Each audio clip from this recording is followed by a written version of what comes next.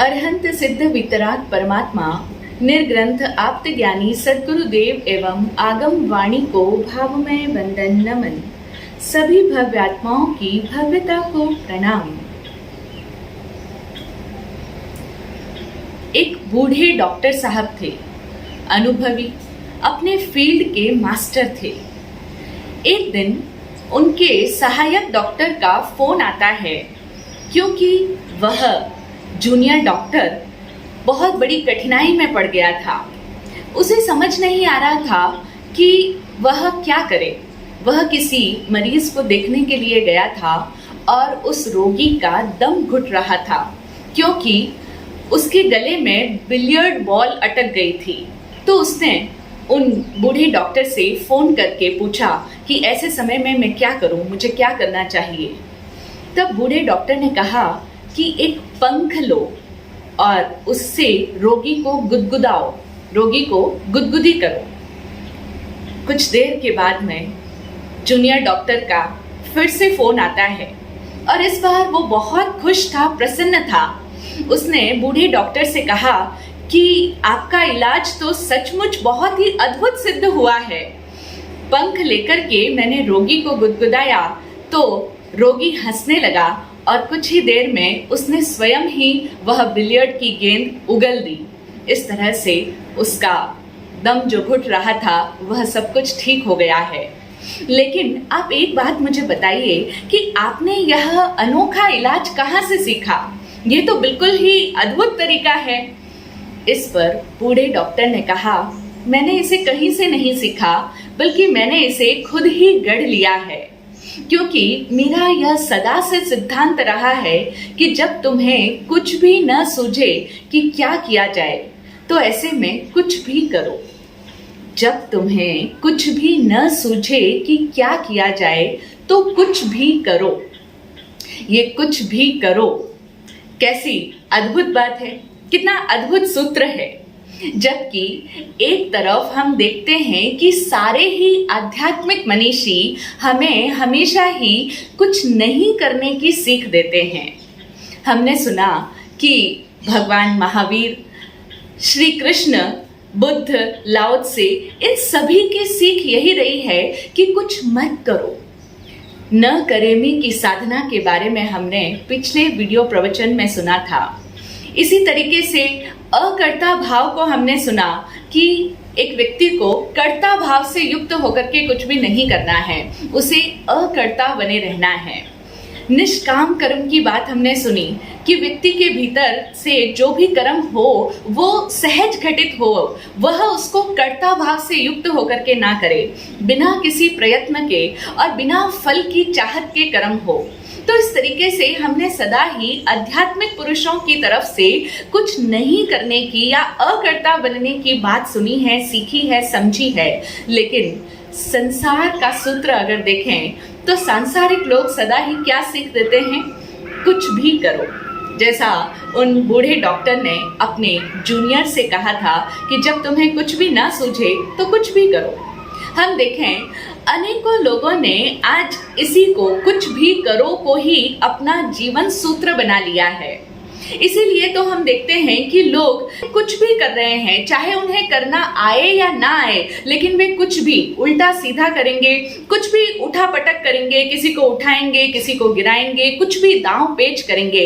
और इसी वजह से आज जैसी हम ये दुनिया और जैसा समाज देख रहे हैं, वह उसकी जो हालत है वह इसी कारण से है क्योंकि लोग कुछ भी कर रहे हैं, उठा पटक कर रहे हैं। और यही कारण है कि आज विश्व में इतनी आपाधापी मची हुई है, इतनी ज्यादा अराजकता फैली हुई है, चारों तरफ ये जो कैओस है, ये सब क्यों है? क्योंकि व्यक्ति अशांत है, वो कुछ भी कर रहा है। किसी को गिराएगा, किसी को चढ़ाएगा, किसी को बिठाएगा, किसी को तोड़ेगा, किसी को पछाड़ेगा। ये कुछ भी करने का ही तो नतीजा है। तो यह कुछ भी करो का सूत्र संसार के अंदर लागू पड़ता है, जो कि आध्यात्मिक सूत्र से बिल्कुल उलट है, ठीक विपरीत सूत्र है। लेकिन आज संसार भर के लोगों ने इसी को अपना जीवन सूत्र बना लिया है। हम देखें यह जो कुछ भी करो वाली बात है, यह एक व्यक्ति के जीवन में बचपन से ही प्रारंभ हो जाती है। हम कई बच्चों को देखते हैं ना, बहुत ही ज़्यादा वो एक्टिव होते हैं, और फिर उनमें भी कुछ बच्चे तो हाइपर एक्टिव टाइप के होते हैं कि वे हमेशा ही इधर से उधर दौड़ते रहेंगे, भागते रहेंगे। होते हैं ना ऐसे बच्चे, वो एक पल भी चुप नहीं बैठ सकते, एक पल भी शांति से, स्थिरता से बैठ नहीं सकते। वे या तो दौड़ भाग करते रहेंगे, कहीं ना कहीं से इधर से उधर घूमते रहेंगे, किसी न किसी जो भी वस्तु, जो भी सामान उनके सामने दिखाई देगा उन्हें, वो सामान को उठाएंगे, लेंगे, गिराएंगे। जो भी खिलौना उन्हें दे दिया जाए खेलने के लिए, तो वो उसे खेलेंगे नहीं, बल्कि उसे तोड़ मरोड़ कर फेंक देंगे। और इसी तरीके से बच्चा जब स्कूल में जाता है तो वहां पर उसे टीचर जो पढ़ा रहे हैं उस पर ध्यान देना है, बिना कुछ किए चुपचाप बैठना है, सिर्फ कंसंट्रेशन करना है। लेकिन वो बिना कुछ किए तो बैठ नहीं सकता, तो वो वहां पर भी जो उसके कॉपी के जो भी पेपर्स हैं, उस पेपर से या तो प्लेन बना करके किसी पर फेंक रहा होगा, या उस पेपर पर कुछ कलाकारी, चित्रकारी कर रहा होगा, या फिर अपने पेन के साथ में खेल रहा होगा, पेन को खोलेगा, उसको बंद करेगा, या फिर किसी के कपड़े खींच रहा होगा, किसी की चोटी खींचेगा, या किसी को कोहनी मारेगा, किसी न किसी को किसी भी तरीके से परेशान कर रहा होगा, छेड़खानी कर रहा होगा। और ये जो बचपने वाली आदत है, जो हाइपर एक्टिविटी की जो आदत है, कुछ भी करने की आदत, ये सिर्फ बच्चों में होती है ऐसी बात ही नहीं है। इंसान जब बड़ा हो जाता है तब तक भी उसके भीतर यही प्रवृत्ति रहती है कि वह एक पल के लिए भी चुप नहीं बैठ सकता, बहुत ही अशांत हो जाता है, बेचैन हो जाता है, अंदर से ही तलब जगती है कि मैं शांत नहीं बैठ सकता, मुझे कुछ न कुछ तो करना है। हम लोग ट्रैवलिंग के दौरान लोगों को देखते हैं कि वे वहां पर भी ट्रैवलिंग कर रहे हैं, अब उन्हें कुछ करना नहीं है, वे चल फिर नहीं सकते, दौड़ भाग नहीं सकते, ट्रेन में बैठे हैं या प्लेन में बैठे हैं, लेकिन अब चल नहीं सकते, तो क्या हुआ, कुछ तो करना है, करने की आदत अंदर से उछाल मार रही है। तो उनकी नजरें हमेशा ही किसी न किसी व्यक्ति को ढूंढती है जो उनके जैसा ही हो, वह स्वयं भी उनसे बात करने को उत्सुक हो। तो वो हमेशा देखते हैं कि कोई मिल जाए जिससे वो बातें करने लग जाए, ताकि वो अपने आप को इन्वॉल्व कर सके, किसी न किसी काम में एंगेज कर सके। तो वे ढूंढते हैं कोई बातें करने वाला उनसे मिल जाए, और अगर कोई बातें करने वाला नहीं मिलता है तो हम देखते हैं कि लोग न्यूज़पेपर्स पढ़ते हैं, पढ़ लेते हैं एक पन्ना, फिर से आगे पूरा पढ़ लिया न्यूज़पेपर को, लेकिन फिर से वही पन्ने पलट रहे हैं, पढ़े हुए अखबार को ही दोबारा पढ़ रहे हैं, पढ़े हुए जर्नल्स, मैगजीन्स, उनको ही फिर रखते हैं, थोड़ी देर होती है फिर उसे उठा लेते हैं, फिर से उसे देखने लगते हैं, पढ़ने लगते हैं। या फिर आजकल के ज़माने में तो हम सबके पास में एक बहुत अच्छा डिवाइस है, मोबाइल। उस मोबाइल के द्वारा, इंटरनेट के द्वारा हम अनेकों लोगों से, संसार भर के व्यक्तियों से और विषयों से संबंधित हो सकते हैं। तो इस तरीके से हम देखते हैं कि व्यक्ति अपना जो डेली रूटीन का उसका कार्य है, जब वह हो जाता है तो उसके पश्चात बातें करना प्रारंभ कर देता है। ये बातें भी कुछ न कुछ करना ही है। और फिर हम जानते हैं कि जब एक व्यक्ति बहुत बातें किया करता है तो उन बातों में क्या होता है, या तो वो किसी की बुराई कर रहा होता है, या फिर किसी के बारे में भला बुरा कह रहा होता है, किसी को अपशब्द कह रहा होता है, किसी की निंदा चुगली चल रही होती है, और या फिर कई लोग तो खुद ही आगे जाकर के किसी न किसी से झगड़ा मोल ले लेते हैं। अब कुछ न कुछ करना है, बैठे रहने में तो उन्हें शांति नहीं मिलती, रेस्टलेस हो जाते हैं, तो चलो जाके कुछ करके आते हैं। वे कोई ना कोई ऐसा मौका ढूंढते हैं कि कहीं किसी के साथ में कुछ ऐसा हुआ हो, और वे तुरंत अगुआ बन करके आगे जाकर के चला करके जाते हैं कि चलो हम जाकर के उसको सबक सिखा कर आते हैं, हम तुम्हारा बदला लेकर के आएंगे। इस तरह से वे आगे बढ़ करके जाते हैं, झगड़ा मोल लेते हैं, मार पिटाई करने में उन्हें मजा आता है, और फिर भला बुरा सुनाते हैं, जल्दी से गुस्सा हो जाते हैं, इमीडिएटली रिएक्ट करने लग जाते हैं, तुरंत प्रतिक्रिया करने की आदत है। ये सब क्या है? कुछ न कुछ करते रहने की आदत। अब ये है पहले तरह का करण, जिसकी हमने बात की थी कि एक व्यक्ति के पास में 3 करण होते हैं। करण यानी करने के तरीके। तो हम सबके पास में 3 तरह के कार्य करने के तरीके हैं। उसमें पहला है कुछ स्वयं आगे जाकर के करना। तो स्वयं करना, ये अभी हमने सुना। अब स्वयं करने में ये जो हमारी एक्टिविटीज हैं, ये जो हमारी एनर्जी है जो करने में लग रही है, ये दो तरीके से उपयोग में आ सकती है। या तो वह एक्टिविटी, वह एनर्जी, एक्टिव एनर्जी कुछ क्रिएशन का काम कर ले, कुछ सृजनात्मक कार्यों को करने में लग जाए। जैसे बहुत थोड़े लोग होते हैं, जब उनके भीतर से कुछ करने की तलब उठ रही होती है तो वे कुछ न कुछ क्रिएशन का काम करते हैं। जैसे नए पौधारोपण कर देंगे, वृक्षारोपण करेंगे, या कहीं कुछ अच्छे फूलों की केयर कर रहे होंगे, या कहीं कुछ बना रहे होंगे, सिलाई, पेंटिंग, या कुछ भी कढ़ाई या बुनाई, या कुछ भी किसी को अच्छा बना करके खिला रहे होंगे, कुकिंग कर रहे होंगे। तो इस तरह से कुछ भी सृजनात्मक कार्य कर सकते हैं वे। लेकिन ऐसे बहुत थोड़े लोग होते हैं, अधिकांश लोगों की वह करने की आदत डिस्ट्रक्टिव कार्यों में ही लग रही होती है। वह निरंतर झगड़े में, बुराइयां करने में, अपशब्द बोलने में, गुस्सा करने में, किसी को भला बुरा सुनाने में, इसी तरह के विध्वंसकारी कार्यों में लग रही होती है। तो ये पहले तरह का करण हुआ। अब कुछ लोग ऐसे होते हैं जो इस तरीके से करने में इतना जल्दी से प्रवृत्त नहीं होते। कमोबेशी सबके भीतर ये करने की वृत्ति होती ही है, किसी में कम, किसी में ज्यादा। लेकिन कुछ लोग होते हैं जो थोड़ी डिफरेंट प्रकृति के होते हैं, उनका नेचर समथिंग डिफरेंट होता है। जब उन्हें कोई भी बात का बुरा लगता है, जब फॉर एग्जाम्पल किसी ने उन्हें कुछ सुना दिया, किसी ने उनके साथ में कुछ गलत कर दिया और उन्हें बहुत बुरा लगा, उन्हें बहुत हर्ट हो गया है, उन्हें वह बात चुभ गई है, तो वो जल्दी से जाकर के सामने वाले पर गुस्सा नहीं करते, उसको चिल्ला चिल्ला करके उससे भाषण नहीं करते, चिल्ला करके कुछ बात नहीं कहते, इमीडिएटली रिएक्ट नहीं करते हैं, और ना ही झगड़ा करने में इतना जल्दी से आगे जाकर के उत्सुक होते हैं।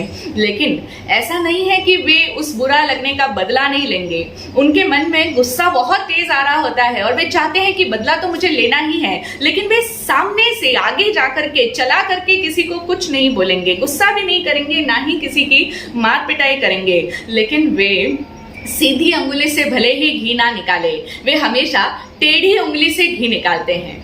यानी कि वे कान को सीधा नहीं पकड़ेंगे, वे कान को पीछे से हाथ ले जा करके पीछे से पकड़ेंगे, यानी अपनी बात को घुमा फिरा करके किसी के थ्रू कहलवाएंगे, किसी के थ्रू कुछ ना कुछ करवाएंगे।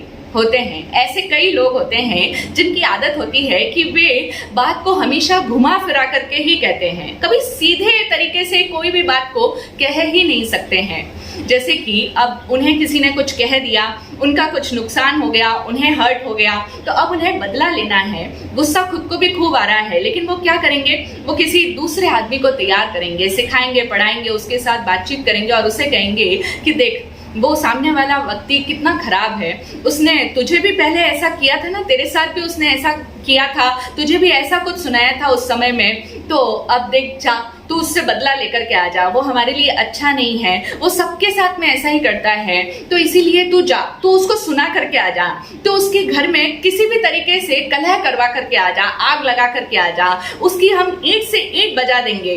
तो इस तरह से वो किसी व्यक्ति को प्रेरित करते हैं, उकसाते हैं, उस व्यक्ति को भड़काते हैं और उसको माध्यम बनवा करके अपने गुस्से को प्रकट करवाते हैं। कई लोग तो ये काम छोटे स्तर पर करते हैं, घर परिवारों में हम देखते ही हैं। ऐसी कई लोगों की आदत होती है जो सीधा सामने नहीं बोलेंगे, लेकिन किसी और के थ्रू कहलवाते हैं। ऐसा हमारे घर परिवारों में अक्सर देखा जाता है। और कई लोग जो बड़े लेवल के लोग होते हैं, वे इस कार्यों को बड़े स्तर पर ही करते हैं। जैसे कई नेताओं को हम देखते हैं, या फिर बहुत बड़े कोई बिजनेसमैन हुए या कंपनी ओनर्स हुए, वे लोग क्या करते हैं, या तो वे किसी व्यक्ति के थ्रू ये सब काम करवाते हैं और या फिर मीडिया के थ्रू वो काम करवाते हैं। वो मीडिया के अंदर कुछ ऐसी बात अपने ऑपोजिशन वाली पार्टी की या जो भी उनका प्रतिपक्षी है उसके बारे में कोई ना कोई ऐसी बात उछाल देंगे, ऐसी बात मीडिया के थ्रू वायरल करवा देंगे कि जिससे उनके सामने वाले ऑपोजिट पर्सन या जो भी ऑपोजिट कंपनी है उसको बहुत बड़ा नुकसान हो जाए। इस तरीके से कोई बात वायरल कर दी तो अब इससे सामने वाले की बहुत बड़ी बदनामी हो गई, उसको कलंकित करवा दिया, उसका अपमान करवा दिया, उसको बदनाम करवा दिया, उसकी इज्जत धूल में मिलवा दी। ऐसा कुछ कर देते हैं, बड़े लेवल पर करते हैं वे। इतना ही नहीं, कई बार तो हम मूवीज की स्टोरीज में देखते हैं कि कई ऐसे राजनेता, अभिनेता वगैरह होते हैं कि जो सामने वाले व्यक्ति का मर्डर तक करवा देते हैं। तो इस तरीके से वे स्वयं सामने नहीं आते हैं, स्वयं कुछ नहीं करते, डायरेक्टली बदला नहीं लेते, लेकिन दूसरे इंसान के थ्रू या मीडिया के थ्रू, आज के ज़माने में मीडिया हमारा बहुत पावरफुल चीज़ है, बहुत शक्तिशाली है, तो इसीलिए मीडिया के थ्रू हम देखते हैं कि कितना कुछ इनडायरेक्टली उनका लॉस करवा देते हैं, उनका बहुत बड़ा नुकसान करवा देते हैं, लेकिन खुद एकदम साफ स्वच्छ छवि बनाए रखते हैं, क्योंकि खुद डायरेक्टली किसी के भी चीज में, किसी भी स्कैंडल में सामने नहीं आते हैं। वो किसी के थ्रू, किसी के द्वारा वो सब काम करा रहे होते हैं। इसको हमारे यहाँ पर कहते हैं कि दूसरों के कंधे पर बंदूक रख करके दागना। ये जुमला हम सब ने सुना ही होगा कि दूसरों के कंधे पर बंदूक रख करके दागते हैं। और कई लोग तो कहते हैं कि हम लोगों को कुछ भी करने में इंटरेस्ट नहीं आता, हम कुछ नहीं करते हैं, हम तो बस एक तीली लगा करके छोड़ देते हैं। हमने तो बस उसके बारे में, जो हमारा विरोधी था उसने हमारा बहुत नुकसान किया ना, तो हमने बस उसके बारे में कोई ऐसी बात लोगों को बता दी, जाहिर कर दी, उजागर कर दी कि अब लोग बैठे सोचते रहते हैं, अच्छा वो व्यक्ति ऐसा था, उसने पहले ऐसा कुछ किया था। बस उसकी कोई पास्ट की बात या उसकी कोई भी सच्ची झूठी बात, घटना कुछ भी गढ़ करके हम समाज के अंदर उछाल देते हैं और फिर लोग उन बारे में सोचते विचारते रहते हैं, आपस में लड़ते भिड़ते रहते हैं और हम दूर बैठ करके तमाशा देखते हैं। तो इस तरह की आदत होती है, इस तरह की वृत्ति होती है कुछ लोगों की, जो स्वयं करने में रस नहीं लेते, स्वयं करने में उत्सुक नहीं है, लेकिन वे करवाने में उत्सुक है, करवाते हैं दूसरों के थ्रू। ये है दूसरा करण। पहला था स्वयं करने का तरीका, कि एक तो व्यक्ति आगे जाकर के खुद ही कर रहा है, गुस्सा आ रहा है तो खुद ही लड़ भिड़ रहा है, खुद ही उसको बोल रहा है, सुना रहा है। और दूसरे लोग जो कि थोड़े सभ्य होते हैं, जो कि बड़े ही शिष्ट होते हैं, थोड़े एलीट लोग होते हैं, तो वे लोग स्वयं नहीं करते हैं, क्योंकि उनकी इमेज हमेशा क्लीन रहनी चाहिए, तो इसीलिए वे हमेशा दूसरों के थ्रू ये सब काम करवाते हैं। लेकिन हम देखें कि ज्ञानी भगवंतों का कहना है कि एक व्यक्ति जब स्वयं कर रहा है, जो पहला करण है, उसमें तो उसे पाप लगता ही है, स्वयं करने में तो वह पाप का हकदार होता ही है, लेकिन जब वह दूसरों के थ्रू ये सब काम करवा रहा होता है, उस समय भी उसे पाप लगता है। और बल्कि कई बार तो करवाने वाला व्यक्ति पाप का अधिक जिम्मेदार हो जाता है, यानी करने से ज्यादा पाप करवाने वाले को लगता है। कितनी गहरी बात है। जनरली हम लोग क्या समझते हैं कि जिसने किया है वही तो दंड का भागी होगा, लेकिन ऐसा ही नहीं है। हालांकि हमारी जो न्याय और कानून की व्यवस्था है वो हमेशा करने वाले को ही दंडित करती है, क्योंकि उसे तो प्रूफ चाहिए। करते हुए को देखा है किसी और ने तो रंगे हाथों अगर पकड़ लिया है, या किसी और ने अगर उसकी गवाही दे दी है, तो उस आधार पर वो उस व्यक्ति को दंडित करेगी। जो पीछे बैठ करके ये सब षड्यंत्र करवा रहा है, षड्यंत्र का रचनाकार है, उसे हमारी न्याय और कानून व्यवस्था भले ही दंडित ना करे, लेकिन हमारी आत्मिक व्यवस्था के भीतर वो भी पाप का हकदार है। और कई बार तो करने वाले से ज्यादा गुनहगार पाप का करवाने वाला हो जाता है। क्योंकि हम देखें ना, एक व्यक्ति जब स्वयं ऐसा कोई भी गलत आचरण करता है, अनीति का आचरण करता है, लेट्स से कि किसी ने किसी की हिंसा कर दी, किसी का मर्डर कर दिया, किसी की किलिंग कर दी है, या फिर किसी को बहुत बड़ा कोई झूठ बोला है, या किसी की चोरी करके आ गया है, या फिर किसी के साथ जोर जबरदस्ती की है, किसी का धन हड़प लिया है, इस तरह का कोई भी अनैतिक कृत्य किया है, तो उसे यह भान तो होता है कि मैंने किया है, मैं कर रहा हूं, तो वो कहीं ना कहीं अपने आप को उस चीज का जिम्मेदार समझता है, वो उसके लिए रिस्पॉन्सिबल फील करता है, उसे ये भान होता है कि मैंने बुरा काम किया है। लेकिन जो करवाने वाला है वह तो यह भूल ही जाता है कि ये जो सब कुछ हुआ है ये मेरे इशारे से हुआ है, मेरे कहने से हुआ है। वो भूल जाता है कि इसमें सबसे ज्यादा जिम्मेदार तो मैं हूँ। ये जो जितनी भी हिंसा भड़क रही है, जितने भी ये दंगे हुए हैं, या किसी का नाम खराब हुआ है, या किसी का नुकसान हुआ है, तो उन सब के लिए रिस्पॉन्सिबल मैं हूँ, ये वो करवाने वाला भूल जाता है। वो क्या कहता है, मैंने तो कुछ नहीं किया, मैं भला क्या करता हूँ, मैंने तो सिर्फ एक बात बताई थी, लोगों को एक सच्चाई बताई थी। अब वो उसे सच्चाई कहेगा कि मैंने तो बस एक आईना दिखा दिया था और सामने वाले व्यक्ति का अपने आप ही लॉस हो गया, लोगों ने ही उसे नीचे गिरा दिया, या उसकी कंपनी के शेयर्स गिर गए, तो इसमें मैं क्या कर सकता हूँ। मैंने तो बस किसी को उत्तेजित किया था, मैंने तो बस किसी को स्टिमुलेट कर दिया था, किसी को भड़काया था। उसे नहीं पता कि उसके ऐसा कहने की वजह से जनता भड़क करके कितना बड़ा दंगा कर बैठी, कितनी हिंसा भड़क गई थी, कितने लोगों की मृत्यु हो गई थी। उन सब का जिम्मेदार कौन? वह व्यक्ति जो करवाने वाला है। तो इसीलिए हम समझें कि कई बार करने से अधिक पाप करवाने वाले को लगता है। और फिर इसका दूसरा कारण एक और यह भी है कि करवाने वाले व्यक्ति का जो इंटेंशन है वह भी बुरा होता है। बैड इंटेंशंस के साथ ही वह ऐसा करवा रहा है।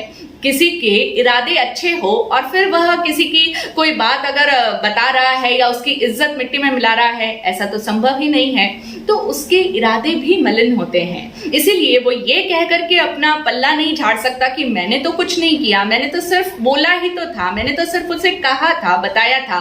ऐसा नहीं हो सकता। उसके अपने इरादे शामिल थे उसमें, उसके बुरे परिणाम, बुरे भाव, मलिन विचार उसके उस कृत्य में शामिल थे। इसी वजह से अपने बैड इंटेंशंस की वजह से वो भी पाप का हकदार बनता है। और फिर एक और बात है कि वह व्यक्ति जो स्वयं गलत कार्य कर रहा है, लेट्स से कि उसने झूठ बोला, बहुत बड़ा कोई झूठ बोला, तो वह तो मृषावाद का सेवन किया। लेकिन जो करवाने वाला है वह तो कपट आचरण कर रहा है ना, तो इसीलिए वह माया मृषावाद का सेवन कर रहा है। वह उल्टे सीधे तरीके से करवा रहा है, टेढ़े तरीके से। इसी को कहते हैं तिरछी गति, वक्र बुद्धि है उसकी, टेढ़ी चाल चल रहा है। तो इसीलिए वह माया प्लस मृषावाद का भागी बन रहा है। ऐसा ही हर पाप में उसे डबल पाप लग रहा है। और फिर हम देखें कि करने वाले व्यक्ति की तो अपनी लिमिटेशंस भी है। हम जब भी कोई कार्य करते हैं तो हमारी सीमाएं होती हैं, हमारे शरीर की भी सीमाएं हैं, हमारी अपनी वाणी की सीमाएं हैं, हमारे मन की भी सीमाएं हैं। यद्यपि मन बहुत ज़्यादा अनलिमिटेड है, बहुत ज़्यादा व्यापक है, लेकिन इसके बावजूद करने वाले व्यक्ति की स्वयं की सीमा है। और जो करवाने वाला है उसका फील्ड और भी ज़्यादा वाइड हो जाता है। करने वाला तो फिर भी एक समय में एक ही पाप कर सकता है, लेकिन करवाने वाला एक टाइम में बहुत ज़्यादा प्लानिंग्स कर सकता है, बहुत ज़्यादा लोगों को उत्तेजित करवा सकता है, भड़का सकता है। तो इसीलिए उसका एरिया और ज़्यादा वाइड हो जाता है। तो इस तरीके से हम समझें कि ये जो करने की नहीं लेकिन करवाने की जो आदत है, ये भी अपने आप में बहुत बड़ा पाप का कारण बनता है, एक सावध्य क्रिया है। इसीलिए हमारे यहाँ पर सामायिक के अंदर प्रभु महावीर ने 3 करण और 3 योग की बात बताई कि एक व्यक्ति सावध्य योगों का प्रत्याख्यान करता है। ना तो वह करेगा, न करेमी की साधना, फिर दूसरा है न कारवेमी की साधना। ये अपने आप समझ जाने वाली बात है कि जब उसे स्वयं कुछ नहीं करना है तो साथ ही उसे कुछ नहीं करवाना भी है, यानी करवाना भी नहीं है। क्योंकि आज के युग में हम लोगों की बुद्धि इतनी वक्र है। शास्त्र कहते हैं कि 24वें तीर्थंकर परमात्मा प्रभु महावीर समय के शासन काल में लोगों की जो बुद्धि है वह बहुत ही वक्रमती होगी, यानी टेढ़ी बुद्धि होगी। वो किसी भी बात को सीधा सीधा नहीं समझेंगे, समझ सब रहे हैं लेकिन उसका अपने ही तरीके से उसका मीनिंग लेंगे, अर्थ उसके अपने ही निकाल लेंगे, क्योंकि बुद्धि टेढ़ी है। तो वक्र बुद्धि वाले लोग होते हैं हम जैसे लोग, तो हम क्या कहेंगे, अरे मैंने थोड़ी कुछ किया, मैंने तो बस करवाया था।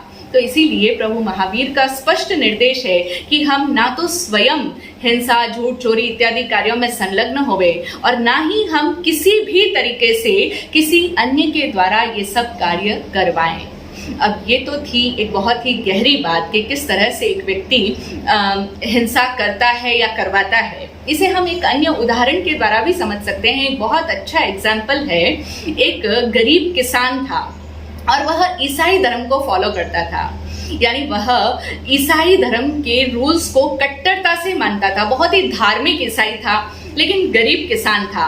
तो एक दिन वह अपने खच्चर पर बैठकर शहर से वापस गांव आ रहा था। दिन भर की उसकी जो आजीविका उपार्जन था, कमाई इत्यादि करके शहर में और वापस अपने गांव की तरफ लौट रहा था। अपने खच्चर पर सवार था, बैठा था अपने खच्चर गाड़ी पर, और तभी बीच रास्ते में एक जगह पर अचानक वह खच्चर बिना किसी कारण के रुक गया और आगे बढ़ने से इनकार करने लग गया। वह किसी भी तरह से आगे बढ़ने के लिए तैयार नहीं हो रहा था, बीच रास्ते पर बैठ गया है। तो उस किसान ने, ईसाई धार्मिक किसान ने उस खच्चर को बहुत ही प्यार से, बहुत ही दोस्ताना तरीके से, बहुत ही अहिंसक ढंग से उसे मनाया, फुसलाया, आगे बढ़ने के लिए प्रेरित किया। लेकिन फिर भी वह खच्चर तो टस से मस भी नहीं हुआ, किसी भी तरीके से वह चलने के लिए राजी नहीं हो रहा था। और चूंकि वह जो ईसाई है वह बहुत ही धार्मिक है और वह क्वेकर है। क्वेकर कहते हैं मित्र समाज का सदस्य था। जो मित्र समाज के लोग होते हैं उनको क्वेकर्स कहा जाता है, और क्वेकर लोग अहिंसक होते हैं। वे प्रेम और मैत्री में विश्वास करते हैं। उनके जीवन की पद्धति बहुत ही अहिंसक होती है। तो इसीलिए चूंकि वह क्वेकर है, ईसाई है, धार्मिक ईसाई है, तो वह उस खच्चर को मार नहीं सकता है। उसके जीवन की शैली अहिंसक है क्योंकि वह क्वेकर है, मित्र समाज का सदस्य है। तो वह उस खच्चर को ना तो मार सकता है, ना उसे कोड़े से पीट सकता है। इतना ही नहीं, वह उसे कठोर वचन भी नहीं कह सकता, डांट डपट भी नहीं सकता है, गाली गलौज भी नहीं कर सकता है। लेकिन अब जब वह किसी भी तरीके से, प्रेम पूर्ण तरीके से, अहिंसक ढंग से, ईसाई ढंग से मान नहीं रहा है, तब फिर उसे आ गया गुस्सा। जैसा कि हम सबको आ जाता है, तो उस क्वेकर धार्मिक ईसाई किसान को भी गुस्सा आ गया। और अब जब गुस्सा आया है तो वो उस खच्चर को मारना चाहता है, लेकिन उसके नियम, उसके रूल्स, उसका धर्म बाधक बन रहा है। अब मन तो बहुत कर रहा है कि उस खच्चर को मारा जाए ताकि वो आगे बढ़े, क्योंकि बीच रास्ते में अटक गया है। शाम का समय है, अंधेरा गिर रहा है और उसे अपने गांव में घर पर पहुंचना है। तो अब वह क्या करे, खच्चर को मारा कैसे जाए? तो उसने खच्चर से कहा, देख भाई मेरे खच्चर, तू सीधे तरीके से चल जा, ठीक तरीके से आचरण कर ले, क्योंकि मैं क्वेकर हूँ, मैं अहिंसक हूँ, मैं तो हिंसा कर नहीं सकता। मैं तुझे ना तो मार सकता हूँ, ना तुझे डांट सकता हूँ, और ना ही तुझ पर पिटाई कर सकता हूँ, ना ही तुझे कुछ गाली गलौज कर सकता हूँ। मैं तुझ पर किसी भी तरह की जबरदस्ती नहीं कर सकता हूँ। लेकिन याद रहे, मैं तुझे किसी ऐसे आदमी के हाथ बेच तो सकता हूँ जो ईसाई ना हो। मैं तुझे किसी ऐसे आदमी के हाथों बेच सकता हूं जो क्वेकर ना हो, जो अहिंसक ना हो। हम देखें, ये सिर्फ उस किसान की बात नहीं है, यही हम सब लोगों के भीतर की स्थिति होती है कि मैं तुझे ऐसे व्यक्ति के हाथ बेच सकता हूं जो ईसाई ना हो। यानी तुझे दंडित तो कर सकता हूं, मैं स्वयं नहीं करूंगा तो क्या हुआ, करवा सकता हूं। ये है हमारा पर पीड़न में रस, हमारा पर पीड़क भाव। हम दूसरों को पीड़ित करना चाहते हैं, दंडित करना चाहते हैं। अगर स्वयं नहीं कर सकते क्योंकि हमारा धर्म का मुखौटा, आवरण बीच में आता है, तो हम किसी अन्य के थ्रू करवा देंगे। तो इस तरीके से हम देखें कि एक व्यक्ति के भीतर ये जो करने और कराने की वृत्ति है, ये दोनों ही करण सावध्य है। और सिर्फ इतना ही नहीं कि एक साधक जब सामायिक में बैठेगा तभी इन बातों का ध्यान रखेगा, बल्कि साधक को अपने पूरे जीवन व्यवहार में, हम जीवन में जो कुछ भी आचरण कर रहे हैं, उन सब में हमें इस बात का ख्याल रखना है कि हमें ना तो ऐसा कोई भी कार्य कर्ता भाव से युक्त होकर के, अहंकार में आकर के स्वयं करना है, और ना ही किसी अन्य के थ्रू टेढ़े मेढ़े रास्ते अपना करके करवाना है। जब हम इन दोनों करणों में समभाव में आ जाएंगे, ज्ञाता दृष्टा हो जाएंगे, कर्ता भाव से शून्य होते चले जाएंगे, उतना उतना हमारा समभाव सदता चला जाएगा और हम अपने जीवन में सारी ही तरह की विषमताओं से दूर रह करके अपनी आत्मस्थिति को, अपने आत्म स्वभाव को अनुभव कर पाएंगे। ऐसा ही हो, यही हम सब का मनोभाव रहे, यही हम सब का इस तरीके का प्रयास रहे, अभ्यास रहे कि हम ना तो स्वयं करें और ना ही किसी अन्य के थ्रू कुछ करवाएं। तभी हम समभाव में जी सकेंगे, आत्मस्थिति को उपलब्ध हो पाएंगे। यही हमारी सदाशा, सद्भावना। ओम शांति, जय हो।